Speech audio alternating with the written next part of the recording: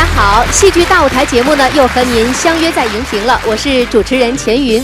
今天我们的这期节目啊，可以说是非常的特别。到底特别在什么地方呢？让我们首先掌声有请嘉宾们亮相。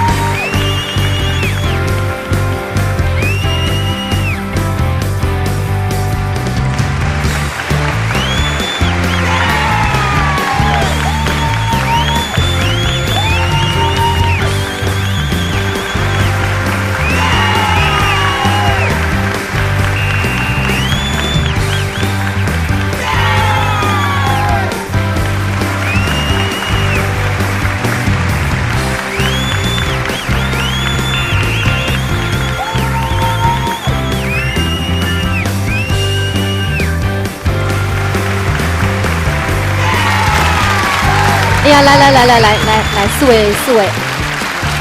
这个今天啊，我想观看我们大舞台的观众朋友太幸福了。你看满台的星光，满台的美丽啊！今天做客我们戏剧大舞台的就是上海越剧院的越剧甄嬛的全体演员们。欢迎大家的到来。因为大家知道啊，越剧甄嬛上本呢在去年推出之后，可以说掀起了越剧的一股牛市，不仅呢创造了这个票房的奇迹，而且呢也引发了很多的热议。那么经过了大半年的等待之后呢，甄嬛下本呢也终于要正式的和大家见面了。那么告诉大家一个好消息，在今年10月的16日至21日，越剧上下两本呢将集中亮相于第16届上海国际艺术节。有多少精彩，就有多少期待。那么在今天的大舞台呢，就让我们一起来聊一聊越剧甄嬛台前幕后的故事。再次欢迎大家。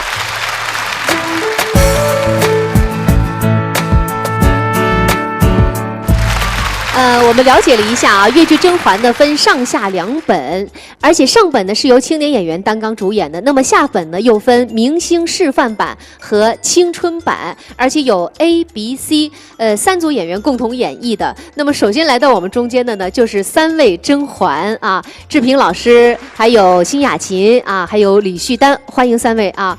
那么首先请你们介绍一下，你们分别扮演的是哪个版本当中的甄嬛？我是下本甄嬛的 A 组。我是下本甄嬛的 B 组。我是上本甄嬛的扮演者，也是下本的 C 组。我们知道志平也演过很多的角色了，什么角色都能演。那蝴蝶梦里还一人分饰2个角色，对不对？但是碰到甄嬛这样的人物的时候，你觉得是不是也有一些比较难把握的地方？我们落地排练的时候啊，他的唱作念等等一些舞台上的表现手法，它肯定是有区别于电视剧的一些表现手法的。那么比如说那个导演对我们的要求是一戏一格，那么这个人物当中体现出来的甄嬛也应该是独一无二的。那么我们以前用惯的一些表现手法，在这个戏里边没有任何的用武之地，打破了。对，要打破。那么我们导演希望我们能够就是说借鉴一些话剧的一些表现手法。对。所以我当初刚刚接下这个剧本的时候，我就约了惠丽和黄慧，说咱们去看一场那个话剧学习电影，就是正好是那个巩俐跟那个陈道明的归来是吧？对，我们看3个人看的稀里哗啦的，哭得一塌糊涂。其实也给到我们很多的启发。因为那个影视的表演它是很走内心的。虽然我们戏曲舞台上它是需要外化，需要张力，需要有激情，需要有综合艺术的呈现。对，但是我觉得其实有的时候是互通的。据说你今天把那个剧本也带来了是吧？那其实因为怎么说呢？因为这个人物吧，甄嬛这个人物大家都知道，从那个他这个人物内心情感是非常的饱满，非常的有张力。你说我以前演过很多戏，追鱼啊或者蝴蝶梦，他也累的，但他那个累，他马上就让你能够恢复，马上就能够走出这个人物。但是我在那个塑造甄嬛这人物的时候，觉得这个累啊，真的就是虐心的累。虐心。对，有的时候我从来没有感觉到会这个脚步迈进，就是说排练厅的时候会有点害怕，这是从来没有的，经常失眠。哦，就这么一个人物，对，让我们志平姐姐都头疼的这么一个人物，我一定要看看你的剧本，就这么一页啊，写的密密麻麻的，是不是？这个一页里边，其实我台词只有一句，就是只有一句台词，对但是你写了几乎大半页，对，我觉得吧，就是写当这个皇上，作为我来说吧，就是说，在排练厅之外，必须做一些功课。那么你把内心填满了，你的人物就非常的可信，非常的就是说有张力。而且据那个看过现场的观众说，你桐花台的那一场哭啊，他们都太感动了。那个我只记得我们的观众，其实第一批观众就是我们的演员，我们的 B 角 C 角，甚至于我们的一些坐在那个排练厅的演员，我觉得他们是我们的观众。所以呢，我当时是觉得这一场演完以后，我们的小演员啊，或者是一些同仁都说，志平老师啊，你演得太好了，我们都泪崩了哈。对，就说第二次我们每天因为要那个连着排嘛，再排的时候，有些说赶紧先溜出去吧，受不了，受不了，我们要虐心了啊！你们都看了吗？在下面看了志平老师在上面演的那场戏了吗？你们当时什么样的感觉？特别感动，志平老师他其实他还没有演到那个点的时候，我们就是眼眶已经红了，就是对，我就不知道这样的哭，这样的效果是怎么练出来的。我记得第一次排练的时候，我哭不出来，导演对我也没有要求，因为他觉得我在非常纠结、非常脆弱的时候，我可能演不到那个范儿，所以我当时演不出来，当天我就没演。然后我在琢磨，我这个哭吧，你说我回到家这个大哭也不是很吉利哈。咱们说，在那个排练厅里，那你排练场又不能哭，家又不能哭，到哪儿去？一次我反正每天开着车，我在想，反正车上也没人听见啊。咱们那个开车的时候，红灯停的时候，那么咱们练看。所以我呢就嚎叫，我试着哭，自己释放情感，哭出来了。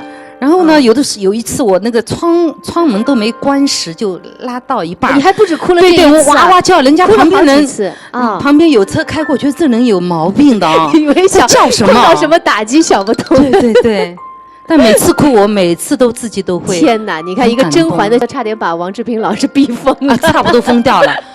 真的就差一点，这整个生活就乱套了。我就觉得今天来做这个节目，又给我们上了深深的一课，就是那么我想每个人演甄嬛都有他自己的特色在里面啊。那么志平老师有他自己的优势和特点。你觉得如果在你演的时候，你会有什么样的方式来演？我觉得每个演员的条件都是不同的。那对于我们青年演员来说，我觉得先要把老师诠释的一些东西、一些感情，先把它能够表达出来。那自己融会贯通了以后，在演出的过程中，再去慢慢根据自身的条件去调整一下。有没有像老师这样就被逼到已经要疯了的地步了？就是我们现在因为还没有排练嘛，然后就是压力真的是没有老师那么大，就是每天看着老师排，然后看他们一点一点的，就是把这个人物的角色立体起来，对不对？做得越来越好，然后就是说，就是真的是很敬佩他们。虽然是那个下本的B角，但是辛雅琴也好好的要准备，当有机会来的时候要好好把握，好不好？是好啊。其实我们上海阅卷这次推出的这样子一种，我们明星带青年版的，我觉得真的是非常可贵。特别是青年演员，他们从我们对台词的第一天开始，认认真真的，没有。就是说缺席没有一个缺席的。我们排练从不成熟慢慢成熟到站起来，到最后见观众，他们是从第一步开始就见证他们在下面的付出，我觉得非常可敬可佩。好，我们再来说说李旭丹啊，因为上本的时候这个名单啊是这个观众在网上投票，而且是主创团队最后讨论出来的，对不对？由你来扮演这个上本当中的甄嬛。其实这个热播电视剧真的是全国轰动。当他说要宣布要被搬上越剧舞台的时候，观众的那个期待值是很高很高的。那么这么高的期待值，在你心里会不会也造成一种压力呢？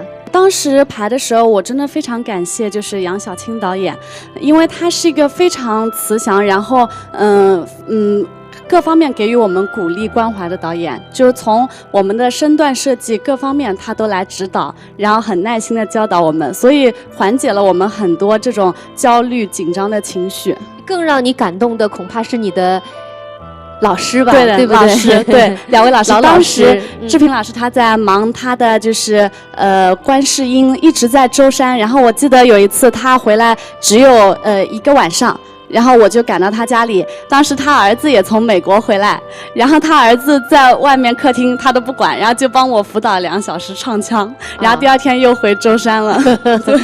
儿子都没来，儿子都不管了啊。好，还有老师，对不对？后来老师回去以后，我就去找老祖宗帮我抠就是台词唱腔。王文娟老师今年有80几了，要90，今年的话就要90岁了，近90岁了。耄耋之年的老人放弃了休息。听说王老师是在家里花了1个星期的时间研究剧本，对不对？对对对，因为其实他刚知道我这个消息以后，他比我还要紧张。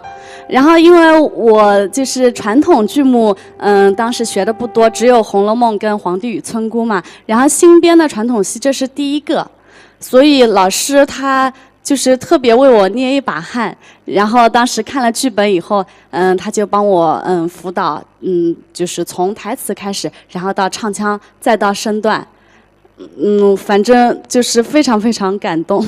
我觉得青年演员吧，给到他们这样一个平台，他们又能够非常的珍惜，说明一个上海越剧院我们有就是说宏观的一个就是说安排，另外给予他们青年演员这样一个全方位的跟着我们共同进步成长的一个这样的阶段，我觉得真的是非常 OK 的。这也是我们的传统，以戏代教，对不对？言传身教，所以我们要继续的沿袭下去。那么我们也期待着，在这个经过1年的准备之后，无论是越剧甄嬛上本还是下本，都能够取得更大的成绩，好不好？我们掌声再次送给3位。当初生前被你飞错，虚应妙作，受尽凌辱，病死人中之气，被关往凌云峰，冰天雪地，冻将冰死，死元气，皆是官道，他以宽慰去我心里，生气星座，他却继父丧命，生气因是非非，本可在他远走高飞，作为隐居父亲，无奈牺牲为国。可是你不连随着自尽，不念同胞子女，不顾他为你立下几功，采几度恩，杀几言爱，也无托罪，就要我亲手粉杀恩人，我怎能不悲？我怎能不恨？我怎能不痛？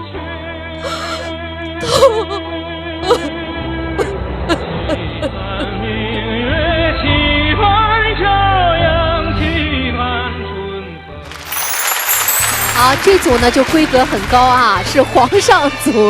2位在那个越剧甄嬛里呢都是扮演的皇上。那么慧丽姐呢扮演的是这个下本当中的皇上，那么杨婷娜呢是扮演的上本，同时扮演的是下本的鼻祖弟。对，皇帝啊。那么其实说到钱辉丽扮演的角色，大家都非常的熟悉了啊，贾宝玉啊、邢月红啊、韩非子啊、李商隐，对不对？形形色色的人物，而且光那个皇帝，是不是您就演了不少了？皇帝与村姑、孟丽君啊，还有以前演过一个刘秀皇帝，长乐宫。你也是皇上专业户。我还很早的时候演过一个很坏的皇帝啊。那么和以前塑造的那个皇上的这个角色相比，这次的皇帝有什么不同？孟丽君的皇帝他风流倜傥，他是个安乐皇帝，年纪比较轻，他非常任性。但是这个皇帝就不一样，他容不得你任性的。你这个国家你是一国之君，你怎么能任性呢？你一任性，你这个国家怎么办？然后就是我们孟丽君的皇帝还有皇太后了，很多事情都皇太后做主，还有很多事情大臣会做主，孟丽君会帮他，但是这个皇帝没有人帮他，所以我们在创作的时候，确实也是花了很多心思。当时拿到这个下本的剧本的时候，我当然觉得这个皇帝的戏确实是，如果能够把它把握好的话，这个戏是很有张力，很好的一个角色。但是呢，我当时认为，我说哎呀，恐怕我这个手段是不够。我要是话剧的话，我想只能教黄老师能够演这个角色。哎，真的，那我是看了特别崇拜教黄老师是吧？平时话剧呢，我是蛮喜欢看的。我觉得我们戏曲的一些手段可能还不够一些，因为听说你还有一个独家的那个诀窍是吧？咱们不是有一种说法吗？导演说死在演员身上，然后我说我们演员就死在角色身上，因为你不涅槃，那个角色就不会重生，所以只能把你自己死了，自己死了，消灭自己，这个角色才能立起来，才能活。哦，对，那个杨缇娜有这样的感觉吗？我是上部接到的时候，我是压力很大的。我当时其实跟我老师告诉我的时候，他说可能缇娜你演皇帝，其实我第一反应我说，老师我能不能不演皇帝？我说能不能轻松一点的别的角色？他们都是年纪轻的女孩，他们所有的人都喜欢清河王，这个人物是梦中情人白马王子啊。说实话，我在看电视剧的时候，我也挺喜欢这个角色的。哎呦，我觉得清河王确实蛮讨人喜欢，而且他也很纯粹，那个演员也蛮漂亮。皇帝啊，对呀，我们不是有写吗？你喜欢演什么角色吗？我还是写了王爷。我觉得我有可能是我要演皇帝了，但我还是想写了王爷。然后当时跟李院说，我说有没有可能你就没得选择了，你就皇帝了，你就皇帝了。对啊，既然这个上本完全也是靠你自己摸索塑造出来的，对吧？因为其实我演的戏都是我老师的戏比较多，我自己本人塑造的角色不多。但是这次那个甄嬛的那个皇帝对我来说是一次挑战。这是我的一个原创。但是没有导演或者是没有院长啊或者老师啊在旁边，就是说把我一起把握这个角色的话，我可能还完全呈现不出来。那么你在看了下本钱慧丽老师塑造的这个皇上之后，再去演上本的时候，你觉得自己会不会有所加工调整？肯定会有。我其实从我老师开始排，从这个角色从无到有，我都跟在我老师旁边。所以说他是怎么样阅读剧本，如何写唱腔。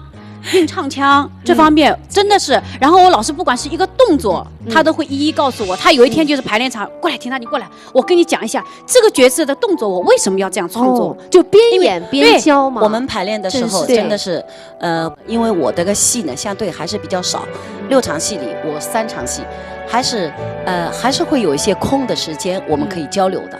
所以呢，我就跟他说，我说我想想我为什么这手要搁这儿，我把我的理由讲给你们听，就是他躺着的时候，包括死的时候，这手为什么要搁这儿？我们要寻找理由。如果我们找不到理由，那你手为什么要搁在这儿？对吧？不能想搭在那儿就搭在那儿。对，这就是一个潜台词。我说这个前后是要呼应的。我搭在那儿的理由是，我说我随时可以发生什么事情，我床上一把抓，我就可以起来，我就可以。批阅奏章，我也可以抵御这些入侵者的一些就是一些想到一个小小的动作，紧急的一些处理一些紧急的情况，就是养成一种习惯了，就久而久之就是养成习惯。他睡觉的时候就是这样，所以以至于病的时候手也这样，然后死的时候手也这样，跟着这是一种习惯。我们杨导也说，你老是一个创作欲非常强的一个演员。据说在排练的那个甄嬛的过程当中呢，杨婷娜还出了一张自己的个人专辑，是吧？哦，对，这个事情我是全部要归功于我老师的，在方方面面都是在我老师的帮助下才把这件事情给完成的。不管是策划还是进棚、监棚，我老师很严格的。你别看平时脾气蛮好的，监棚的时候他很严格的，一个字都不能错，错了肯定要重新来。只是这样想，尽量少留点遗憾。哎，我今天坐在这儿看到你们，我突然挺感动的，因为你们是2代徐派小生，但是在一个戏里头，你们分别扮演了这个戏的皇上，你们又是这个生活当中的一对师生，我觉得这就是一种纽带传承，对不对？是的啊，所以我们也期待着你们在这个戏的上下2本，在这个角色当中都能够大放异彩，好不好？祝贺你，同祝贺。对，好，那么今天皇上来到我们节目当中，要与民同乐啊。2位皇上是不是都能给大家表演一个节目啊？我就唱一段甄嬛吧，皇上的唱段吧。好，那慧玉老师呢？老师呢？他唱一段甄嬛，我就唱一段大家没有听过的。哎呦，我就唱一段，福利哦，把第一次献给了我们戏剧大舞台，哎呦，太幸福了。我唱一段孔雀东南飞，大家知道是范老师和傅老师的代表作。对。可是我拍过一个电视剧《孔雀东南飞》，我就里面给大家献上一段吧。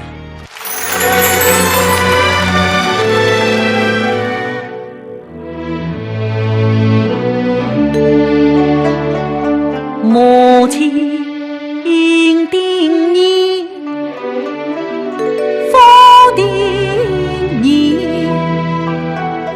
言外之意心里明，不惜不结缘深，从情成了两难成，责怪男子我不愿得罪老母心不诚，金台为公没当机，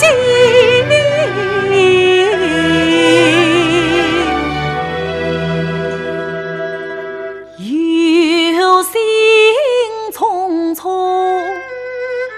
家不成，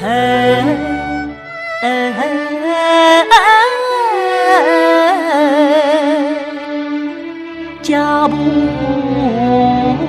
成。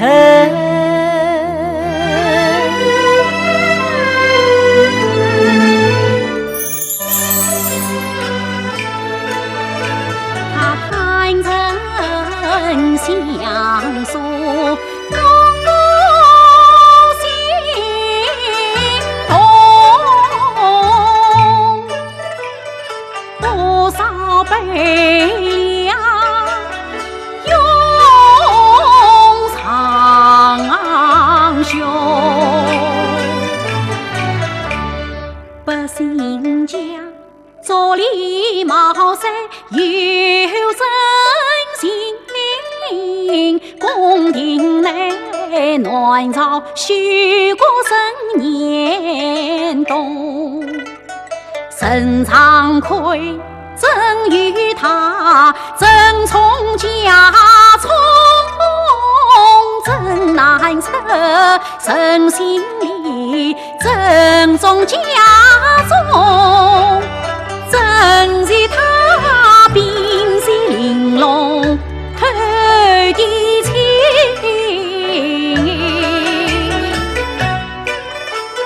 字字句句言言成有踪，婉儿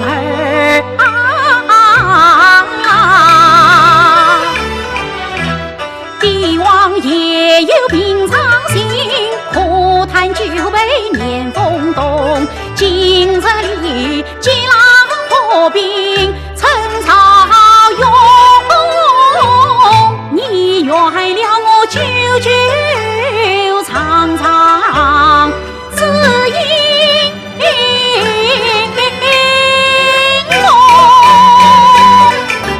曾与你把年好才今宵，真为你做一个至真至爱不离不弃的爬水翁。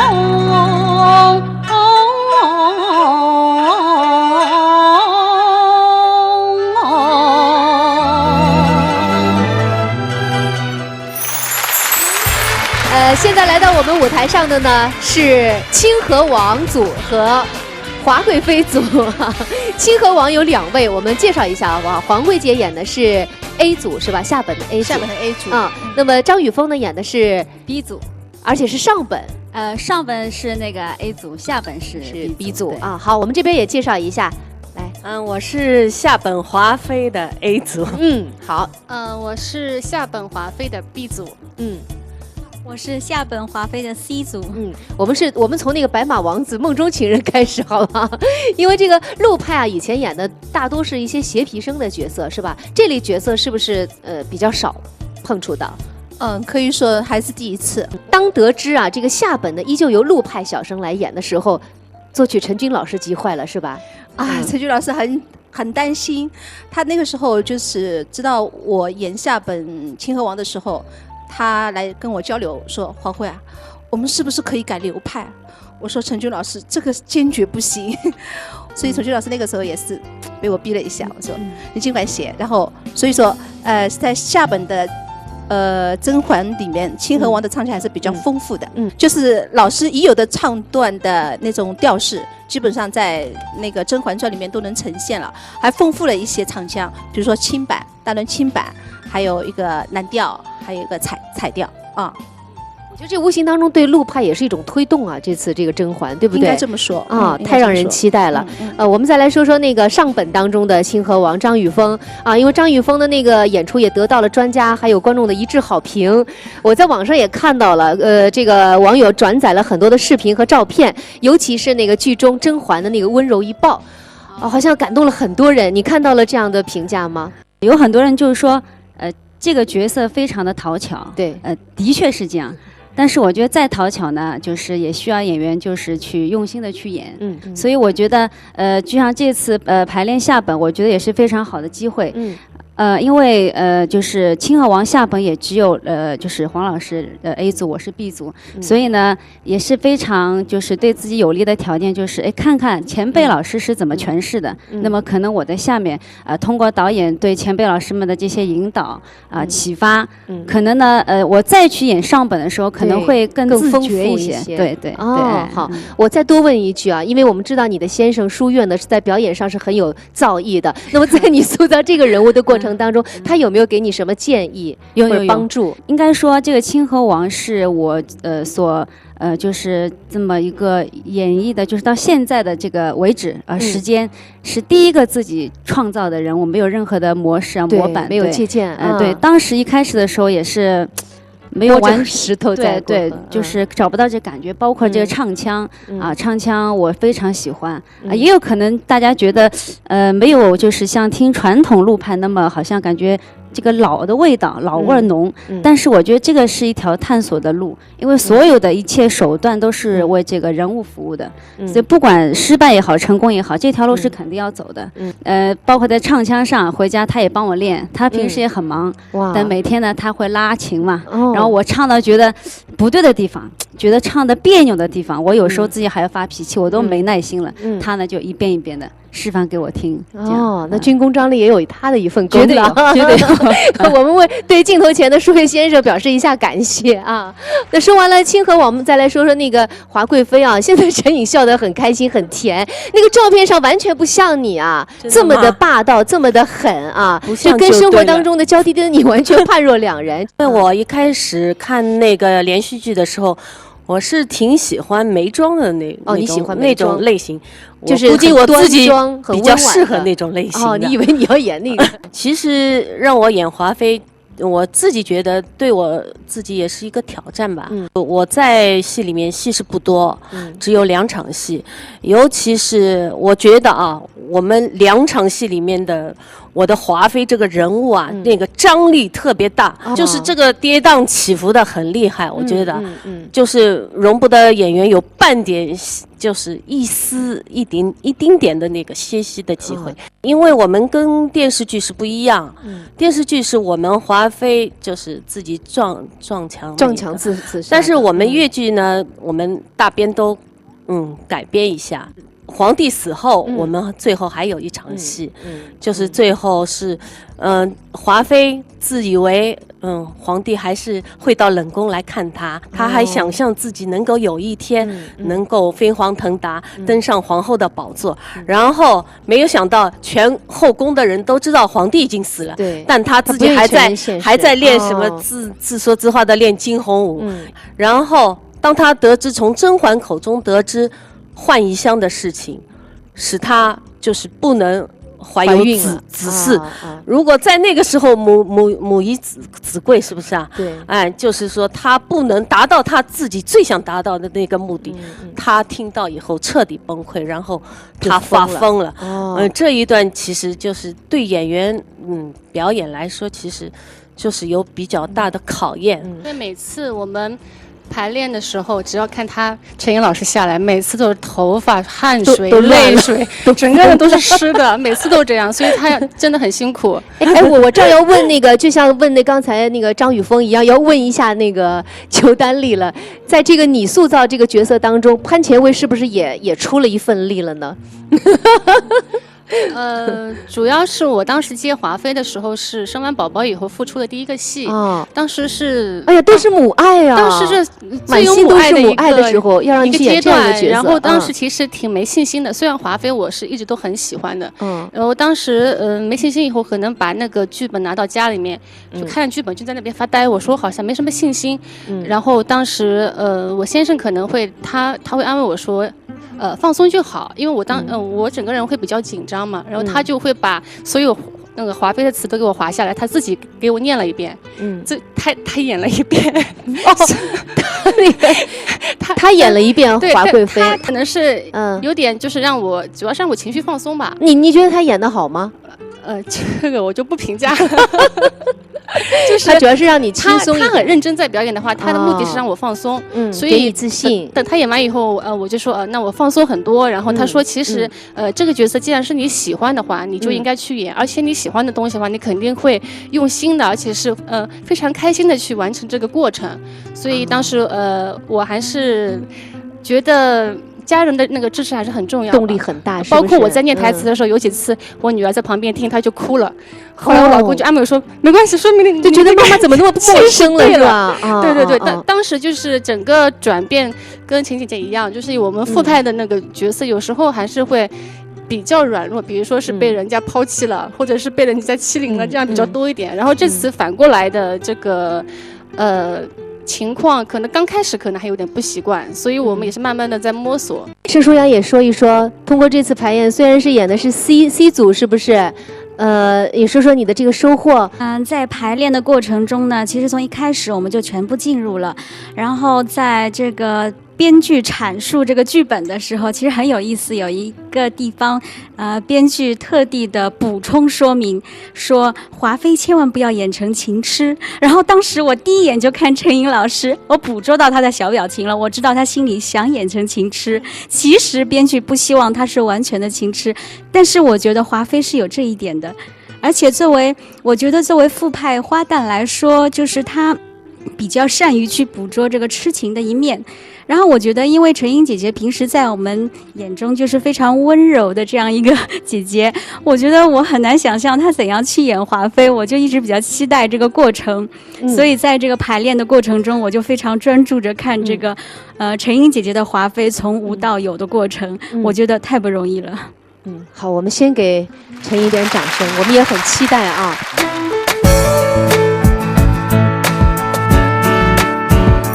好，好，欢迎你们做客我们的大舞台。因为这组啊人比较多，而且角色也很多，这样啊，我们能不能3言2语的来描述一下剧中这个人物的特点？请大家猜一猜，最好呢能够说一句戏里的念白。奉天承运，皇帝诏曰。基本上大家明白了是谁了。蔡烨说吧。我们现在讲的这句台词就是《甄嬛》里面李常他所讲的台词。那么我是 A 组的李常，我是 B 组的李常，也是上一本的李常，谢谢。就是那个电视剧里头的苏培盛，对不对？啊，明白了。好，我们2个呢一起说。太医温实初寸见为妃娘娘，温太医，众人都到华妃那里萃取了，不必拘礼，陪我小坐吧。明白了，一对苦命鸳鸯，温太医、温实初和那个沈眉庄。那么这边呢，王杰扮演的是，我说一句剧中经常经典的台词是“娘娘千万谨慎”。我演的是一直跟在甄嬛娘娘身边的槿汐。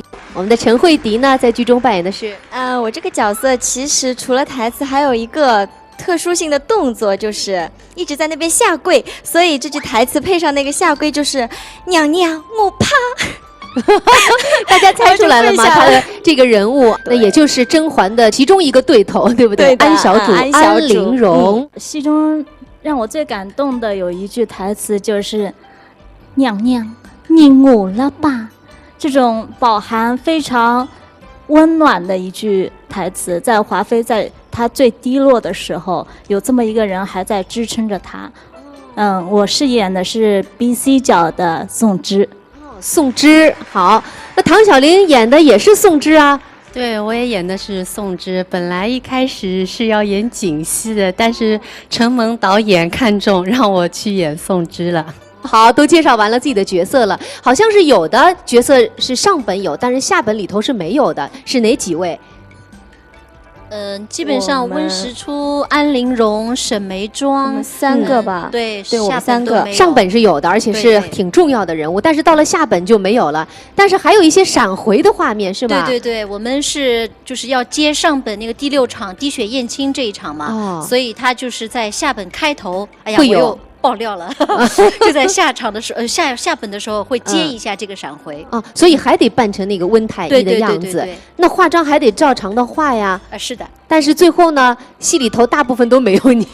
没有。其实我们这些上本就是到下本没有戏的这些角色啊，其实我们也很忙的。下本的那个闪回演完之后，我们马上就要把那个头套给拆了，全都卸了。然后呢，换上。我就是演小太监，然后安陵容和那个沈眉庄呢，他们就变成宫女，就都没有台词，就是从上面飘过来、飘过去的角色，很忙很忙。然后到最后谢幕的时候，又变成还要闪回，又闪回变成上本的角色。谢幕，对，是这样的。所以这个国际艺术节的时候，如果大家到剧场里去看那个下本甄嬛的时候，别忘了给小宫女啊，给这个小太监多一点掌声好。那么我们再来说说那个槿汐啊，上下本这次越剧里边都有的。说说啊，2位不同的那个甄嬛。从上本就是李旭丹就是演的甄嬛，我觉得她是那种很青春。很靓丽，我觉得我很想去保护她。但到下本的时候，我觉得更多的时候是志平老师对我的一些触动，他可能对我的一些点拨，他会说这个时候你可不可以再慢点，或者是再扶我一下。我觉得因为可能是我们舞台经验没有那么丰富，在许多创造的处理上面，他们主要演员和一些老演员，他们的想法更成熟。我觉得李长公公也是一个非常重要的一个人物，上下本一个贯穿的一个人物。请2位也说说演这个角色的一些心得，好不好？上本给我的感觉，李常就是跟在皇帝旁边，属于一个不声不响的人物，但是没有他呢，皇帝很多事情也是做不成功。就是上部的那个李常戏份还没有那么多，那么后来他们说下部的李常让我来担任。后来当我就是开始琢磨这个人物的时候，我就去看那个电视剧的那个苏培盛，我觉得对我的帮助是很大的。他就是所有的那种表演的这种眼神也好，这种演技也好，我觉得是在对下部的我有很大的一个提高。因为有的时候戏曲的一些程式的东西并不能表达很多，但是他那种电影这种表达方式，他就在细微的那个眼神里面，我学习到很多。那么在我们甄嬛剧组当中，年龄最小的就是史延彬了，对不对？90后啊，这个姑娘，那你也是这个金采风老师的关门弟子是吗？那么听说这次在排演的过程当中，84岁高龄的金老师呢，也亲自来指导你的那个念还有唱。是的，因为从我进越剧院，当时只有18岁，当时就说80几岁的老艺术家教18岁的小弟子。那么其实从进越剧院到现在，一直以来金老师都对我在专业上，包括每一次演出，他都会亲自把关。那么甄嬛也不例外，甄嬛到现在的话也演过好几场，每一场演完之后，我都会跟老师汇报，帮我总结一些经验。那么就是能够在接下来的演出中能够有所更高的提高。再来说说那个宋芝，2位宋芝啊，都要问一下，好像下本的时候这个宋芝的戏份还加重了。对，就为什么说到导演后来把我就是从锦溪换到宋芝，就是因为在下本的话有一段主题曲是宋芝唱的，那么因为他是现场清唱的，所以他对演员的唱的要求也比较高。那么承蒙导演厚爱，看得上我，所以也就让我去饰演了这个角色。我是刚刚进团，然后也带着一个可以去学习的心，然后上本呢，我是基本上是处于打酱油状态。下本呢，也是因为领导觉得年纪比较轻，然后各方面都比较适合，所以呢，把我放在了名单上面。感觉上呢，肯定是小林姐姐的各方面都要比我强一些，包括舞台经验各个方面，所以我也在下本呢，也是抱着一颗学习的心态，坐在那边静静的看着她表演。是金子总会发光的，好好加油啊！那么好像电视剧和那个舞台上都有那么一段惊鸿舞，是不是也是很经典的？因为正是这段舞呢，让皇上为之倾倒了，是吗？那么今天我不知道在我们的大舞台的舞台上能不能再次看到这段经典的惊鸿舞，可以吗？等一会儿由我演唱甄嬛的主题曲，让我们的嬛嬛李旭丹然后来上一段。哎呀，太好了，我们大饱眼福了，掌声欢迎。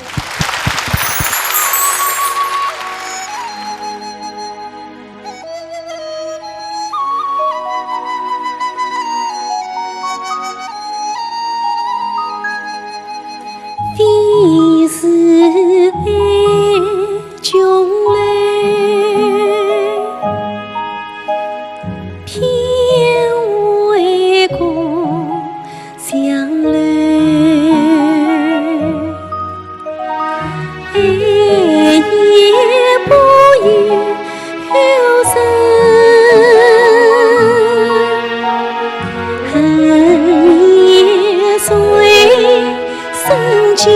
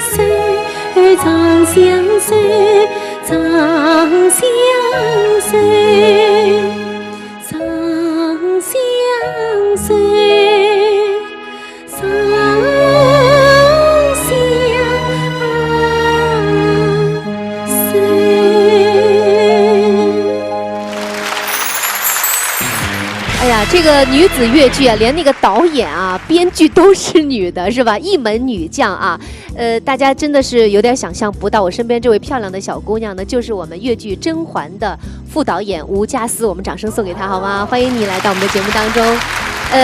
这个戏我们知道上下两本，上本是青春靓丽流派云集，那么下本呢是明星荟萃，也是豪华阵容的。那么除了刚才我说的这些看点，其实我们在服装啊、舞美啊、布景啊、灯光方面也是应该说是豪华巨制了，能给大家介绍一下吗？我们这一次的舞美呢是在台上表现了一个2层平台。而且是上面可以走人的，这是在以往的舞台上呢，应该说是没有。服装上呢，就是上下2本的服装，可以看看后面、今天都带来了，今天带了有5套，是吗？有5套，是不是上本的时候比较青春靓丽，所以这个色彩比较丰富？对，色彩呢比较艳丽。下一本的到了下本呢，就比较凝重一些了，真的很漂亮。这次为了这个越剧《甄嬛》呢，我们这个上海越剧院非常重视，还请来了浙江越剧的代表人物杨晓青导演。这次很荣幸，我能够以副导演的身份进甄嬛剧组，也是一个学习。其实当时我们院里把佳思推荐给杨导，也就是出于这个目的，就是希望能够把杨导的这个给我们创排的一些戏呢，佳思能够把它所有的戏把它接下来，然后呢，就是我们也以便我们这些青年演员的一些接下来的一些排练工作。虽然他也是一个年轻导演的一个代表，然后他其实是一个非常老道的导演，小导演、年轻导演。你看大家对你的期望值很高，你看4位主演在你的这个环节都坐在旁边，对不对？也可见我们院里对我们小吴导演的这个重视了。我们一起来给你加油，谢谢，好不好？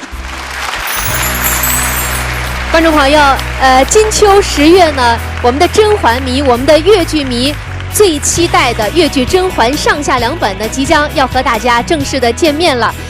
那么在我们大舞台接近尾声的时候呢，我们也请到了上海越剧院院长，同时也是这出戏的出品人、编剧的李丽老师，掌声欢迎。谢谢。李院长给大家说几句好不好？我特别开心，或者说是特别骄傲的是，我们上海越剧院拥有这样一个非常出色的团队。所以呢，我只能说我现在非常非常热烈的希望这个团队在我们的所有的演出场中不负观众的希望，圆满的完成我们所有的演出任务。好，有了您的打气，我们更有信心了，是不是？谢谢院长。那么今天呢，我们节目组呢也制作了我们上下2本的巨幅海报。现在我们就倒计5秒，一起来为越剧《甄嬛》上下本的海报揭幕，好不好？来，我们全体一起喊5、4、3、2、1，上本，还有下本。好，我们大家一起预祝越剧《甄嬛》演出圆满成功！感谢收看今天的节目，我们下期时间再见。